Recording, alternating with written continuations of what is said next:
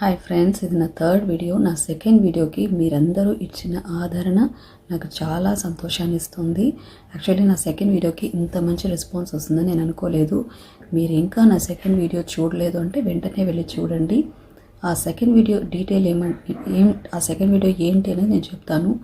మీకు సపోజ్ ఇంట్లో ఉంటూనే బిజినెస్ చేయాలని ఇంట్రెస్ట్ ఉండే వాళ్ళ కోసమని నేను పోస్ట్ చేసిన వీడియో మర్చిపోకుండా మిస్ అవ్వకుండా చూడండి నా సెకండ్ వీడియోని. అండ్ ఆ సెకండ్ వీడియోలో నేను చెప్పాను నా థర్డ్ వీడియో వచ్చి నేను రీసెల్లింగ్ గురించి మీకు ఎక్స్ప్లెయిన్ చేస్తానని చెప్పేసి. సో ఇదే నా థర్డ్ వీడియో. రీసెల్లింగ్ గురించి నేను మీకు క్లియర్గా ఎక్స్ప్లెయిన్ చేస్తాను. అండ్ నేను కూడా ఒకప్పుడు రీసెల్లింగ్ చేశానని చెప్పి మీకు చెప్పాను.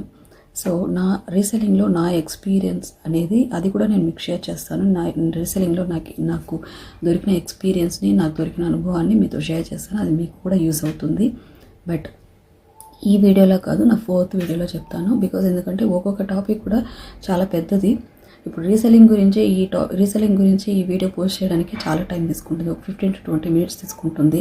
ఇంకా రీసెల్లింగ్లో నా ఎక్స్పీరియన్స్ చెప్పాలంటే అది ఇంకొక 20 minutes తీసుకుంటుంది. సో అందుకని చెప్పి నేను అది ఫోర్త్ వీడియోలో వేద్దాం అనుకున్నాను. ఇప్పుడు థర్డ్ వీడియోలో నేను రీసెల్లింగ్ గురించి మీకు క్లియర్గా చెప్తాను. ఓకే.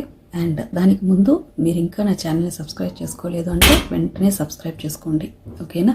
అండ్ ఈ వీడియో మీకు నచ్చిందంటే ఒక లైక్ చేసుకోండి. మీ ఫ్రెండ్స్ అండ్ ఫ్యామిలీ కూడా షేర్ చేయండి. ఇది కూడా ఇప్పుడు ఫస్ట్ వీడియో సెకండ్ వీడియో అలాగే థర్డ్ వీడియో కూడా ఇంకా ఇంపార్టెంట్ అయిన వీడియో. మీ ఫ్రెండ్స్ అండ్ ఫ్యామిలీకి కూడా షేర్ చేయండి. ఓకే, మరి వీడియోకి వెళ్ళిపోదామా?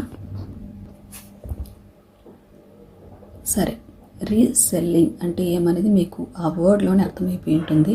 బట్ నేను మళ్ళీ చెప్తాను. రీసెల్లింగ్ అంటే ఇప్పుడు నేను ఒక ప్లేస్లో ఒక మ్యానుఫ్యాక్చరర్ దగ్గర ఒక ప్రోడక్ట్ని ఉత్పత్తి చేసి ఉంటారు కదా, వాళ్ళ దగ్గర నుండి నేను కస్టమర్లకి సెల్ చేస్తాను కదా, అదే రీసెల్లింగ్. అంతే, సింపుల్. ఇప్పుడు ఈ టెక్నాలజీ రావడానికి ముందు నుండి కూడా మనం చూసే ఉండాలి అంటే బిజినెస్లో.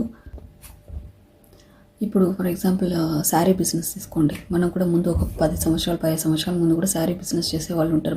అంటే ఇంట్లో ఉంటున్నాయి వాళ్ళు ఎక్కడన్నా అంగడిలోన పెద్ద పెద్ద హోల్సేలర్స్ దగ్గర నుండి శారీస్ తీసుకొచ్చి ఇంట్లో పెట్టుకొని వాళ్ళు అమ్ముతుంటారు.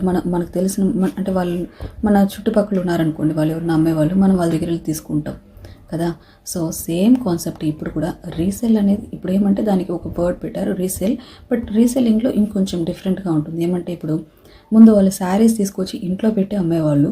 బట్ ఇప్పుడు మనం అట్లా ఇంట్లో పెట్టుకొని అమ్మని అవసరమే లేదు, ఎందుకంటే టెక్నాలజీ వచ్చేసింది కాబట్టి.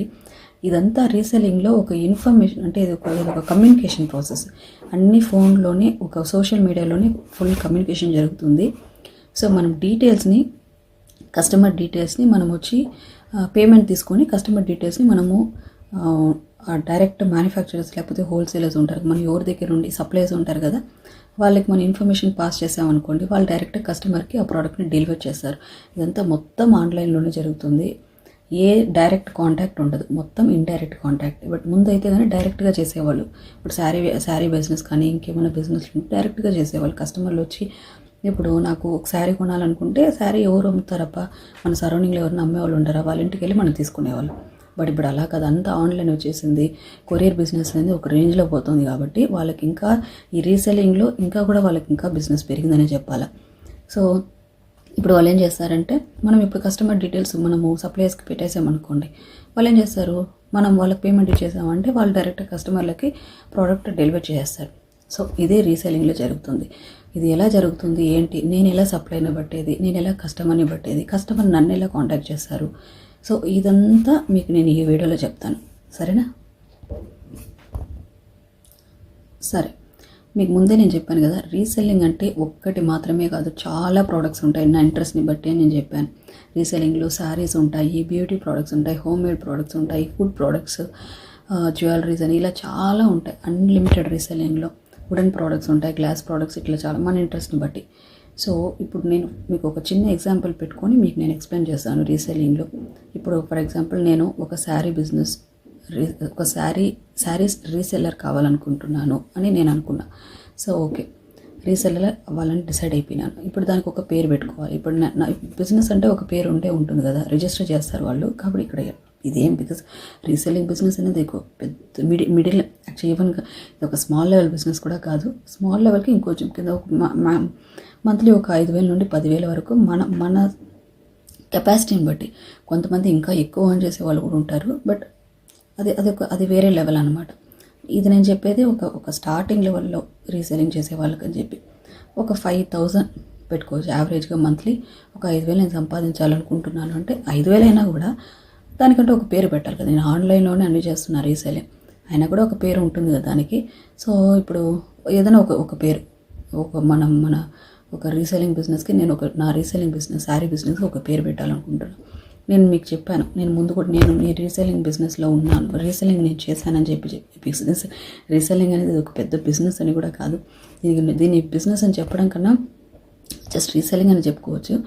రీసెల్లింగ్కి నేను కూడా ఒక పేరు పెట్టాను. నేను కూడా రీసెల్లింగ్ చేశాను కాబట్టి నేను నా రీసెల్లింగ్కి నేను పెట్టిన పేరు లోటస్ అని పెట్టిన.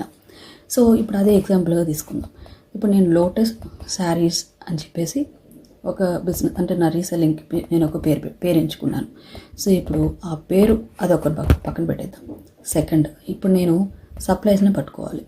అంటే నాకు లక్ ఉంటే, నాకు ఇంకా నాలెడ్జ్ బాగుంది, నాకు వచ్చి ఈ గూగుల్లో కానీ లేకపోతే సోషల్ మీడియాలో బాగా నాకు నాలెడ్జ్ ఉంది, దాన్ని బాగా నేను వెతకగలను. ఇంకా డీప్ సెర్చ్ చేయాలి, వాటిలో బాగా ఫిల్టర్ వేసి పెట్టినాం అనుకోండి, మనకు పర్ఫెక్ట్గా ఒక జెన్యూన్ అయిన సప్లై దొరుకుతారు.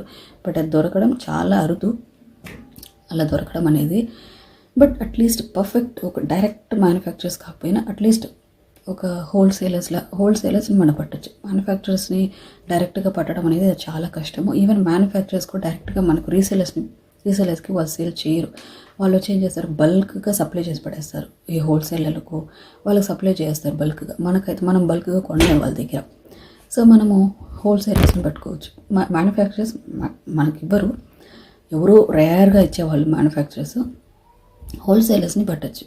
ఇప్పుడు ఎలా పట్టచ్చు అంటే సోషల్ మీడియాలో ఉంటాయి కదా, ఫేస్బుక్, ఇన్స్టాగ్రామ్, ఇంకా యూట్యూబ్, ఇలాంటి సోషల్ మీడియాలో మనం ఏం చేయొచ్చు అంటే వాళ్ళు పోస్ట్ చేసి ఉంటారు, మేము పలానా ప్రోడక్ట్స్ని మేము వచ్చి మ్యానుఫ్యాక్చర్ చేస్తాము, మేము ఉత్పత్తి చేస్తాము, మేము హోల్సేలర్లు, మీరు రీసెల్లర్ అయితే, లేదంటే మీరు శారీ ఇలా అమ్మాలనుకుంటే మమ్మల్ని కాంటాక్ట్ చేయండి, లేదంటే మాది సో వాట్సాప్ గ్రూపులు ఉంటాయి. మీకు ఇప్పుడు వాట్సాప్ గ్రూప్ అనేది తెలియని వాళ్ళే ఉండరు. సో వాట్సాప్ గ్రూప్లో జాయిన్ అవ్వండి అని చెప్పి ఒక లింక్ ఇచ్చేసి ఉంటారు. మన ఫేస్బుక్ లేకపోతే ఇన్స్టాగ్రామ్కి వెళ్ళి మనం సెర్చ్ చేసామనుకోండి, ఇప్పుడు శారీస్ హోల్సేలర్స్, లేకపోతే శారీ మ్యానుఫ్యాక్చరర్స్ ఇన్ ఇండియానో, లేకపోతే శారీ మ్యానుఫ్యాక్చరర్స్ ఇన్ ఏదైనా ఆంధ్ర, లేకపోతే వేరే ఏదైనా తమిళనాడు, ఇలా మనం వేసామనుకోండి కొన్ని డీటెయిల్స్ వస్తుంది. ఇప్పుడు అక్కడ కూడా మనము ఇక్కడ మన టాలెంట్ అంతా ఉంది. మన టాలెంట్కి ఒక పరీక్ష అని చెప్పుకోవచ్చు. మనము ఇక్కడ జెన్యూన్ అయిన హోల్సేలర్స్నో సప్లైస్నో పట్టుకోవాలి. అందులో ఫేక్ కూడా ఉంటారు. ఇప్పుడు నేను హోల్సేలర్స్ అని చెప్పేసి వాళ్ళు జస్ట్ హోల్సేలర్ని పెడతారు, కానీ వాళ్ళు హోల్సేలర్ అయి ఉండరు.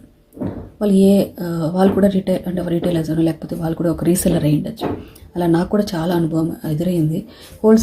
హోల్సేలర్ అని చెప్పింటారు. నేను ఆ వాట్సాప్ గ్రూప్లో జాయిన్ అయినాను అనుకోండి, చెప్పాలంటే ఆ ప్రోడక్ట్కి నాకు తెలిసిన ప్రైస్ కన్నా వాళ్ళు ఇంకా ఎక్కువ అమ్మింటారు.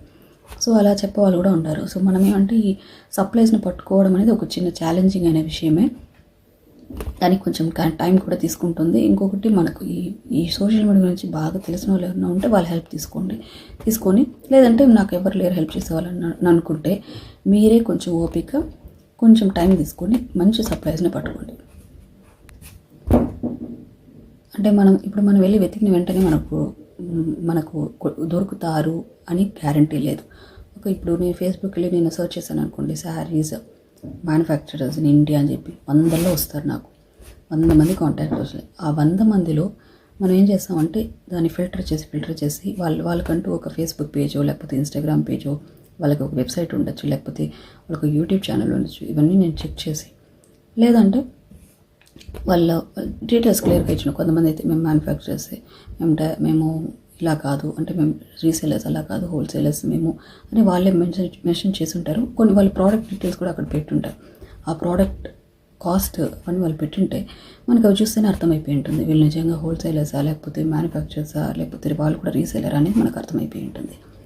సో ఇప్పుడు వాళ్ళు ఒక వాట్సాప్ గ్రూప్ ఛానల్ ఇచ్చి ఉంటారు, లేదా వాళ్ళ వెబ్సైట్ ఇచ్చి ఉంటారు. అక్కడికి వెళ్ళి మన ఫర్ ఎగ్జాంపుల్ వాట్సాప్ గ్రూప్ ఇచ్చినారనుకోండి, అక్కడికి వెళ్ళి మనం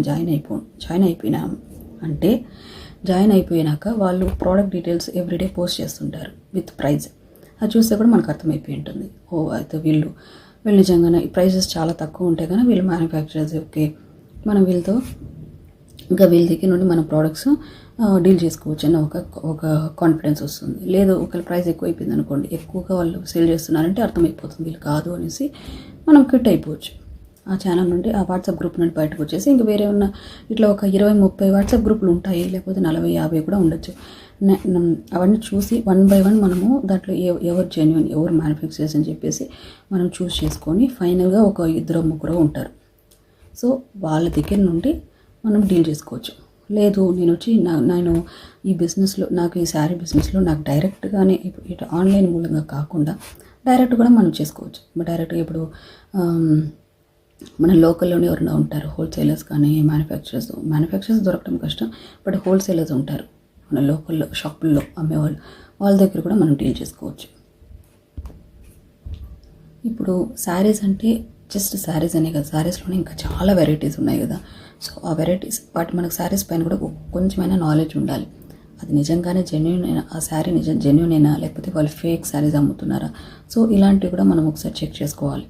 సో ఇవన్నీ చెక్ చేసుకుని ఒక పక్కన పెట్టుకుందాం. మనకు సప్లయర్స్ దొరికేశారు, వాళ్ళ WhatsApp group channel, Facebook, Instagram ఏదో ఒక దాంట్లో మనము వాళ్ళని ఫాలో అవుతున్నాము. ఓకే, సో ఇప్పుడు నెక్స్ట్ ఏమంటే నాకు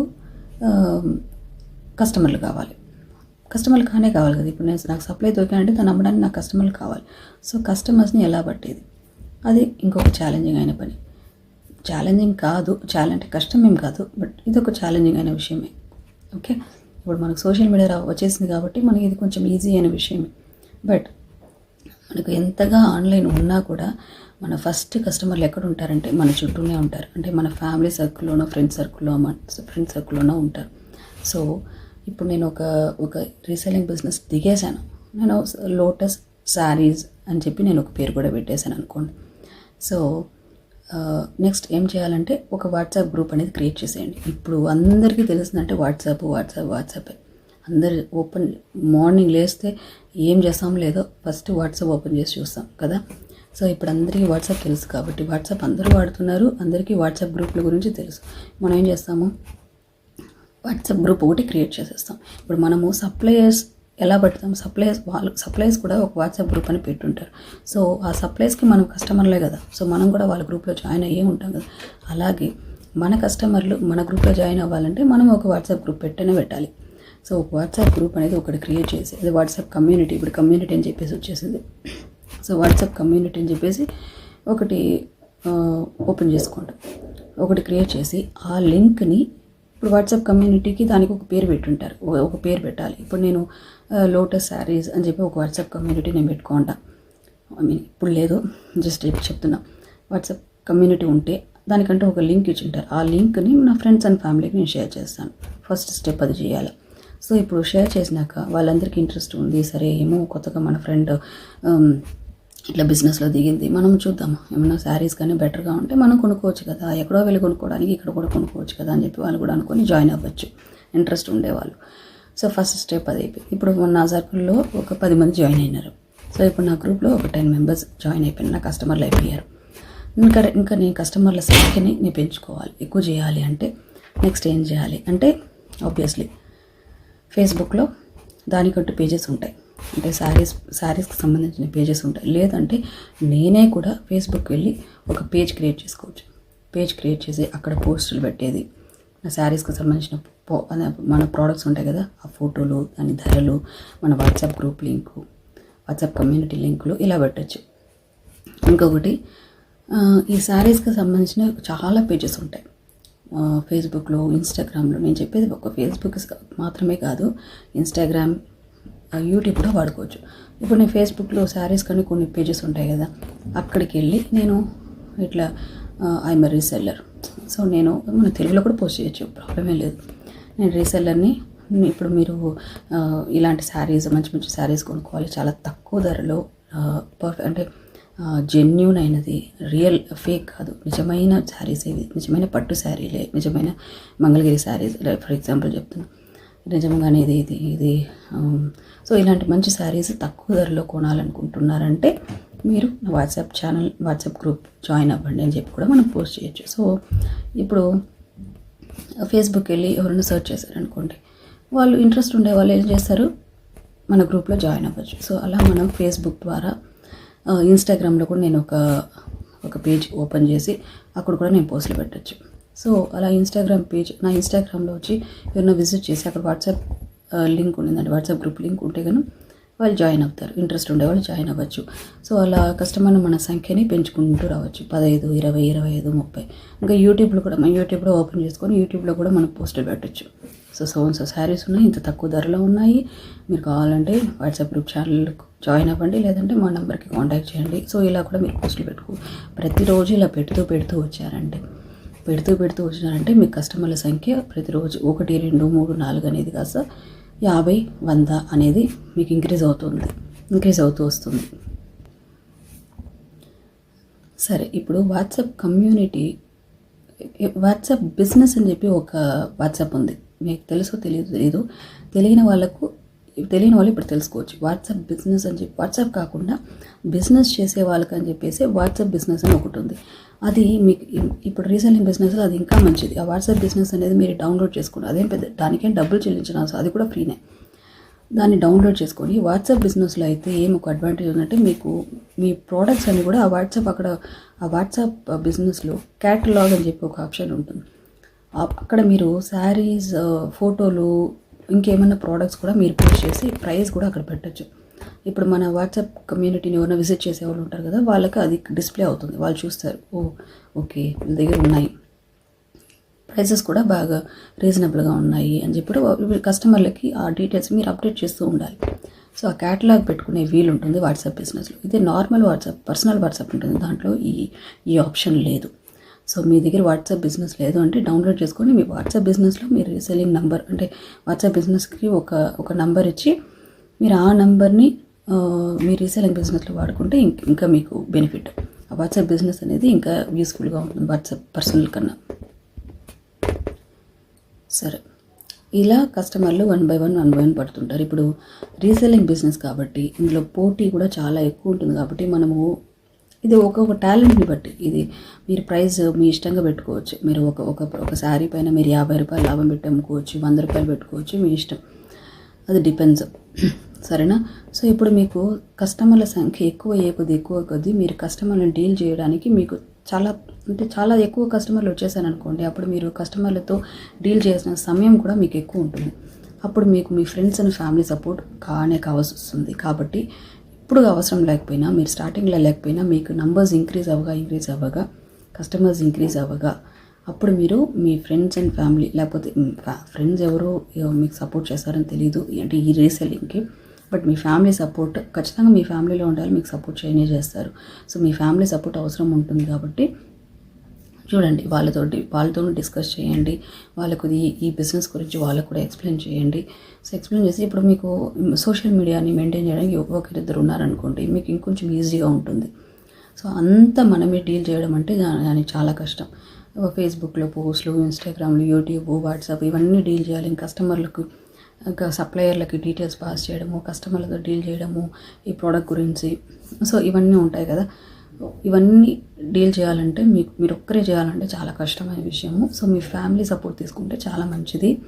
ఇంకొకటి, ఈ రీసెల్లింగ్ బిజినెస్లో ప్రాఫిట్ ఎక్కువ పెట్టి అమ్మే వాళ్ళు ఉంటారు.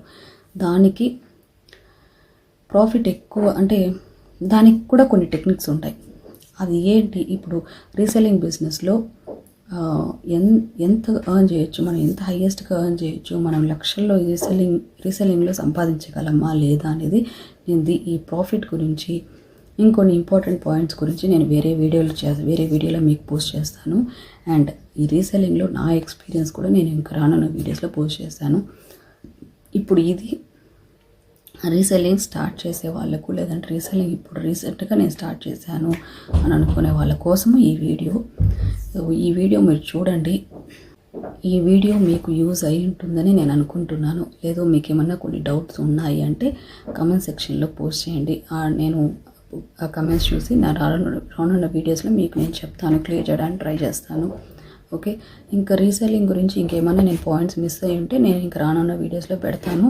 రీసెల్లింగ్లో నెక్స్ట్ వీడియోలో నా రీసెల్లింగ్ ఎక్స్పీరియన్స్, అండ్ ఆ తర్వాత వీడియోలో అయితే లేదంటే నెక్స్ట్ వీడియోలో రీసెల్లింగ్లో మనం ఎంత ప్రాఫిట్ ఎర్న్ చేసేది, మార్కెటింగ్ ఎలా చేసేది, రీసెల్లింగ్లో కస్టమర్లతో ఎలా డీల్ చేసేది, ఇంకొన్ని ఇంపార్టెంట్ పాయింట్స్ మీకు రీసెల్లింగ్ గురించి నేను క్లియర్గా నెక్స్ట్ వీడియోలో పెడతాను.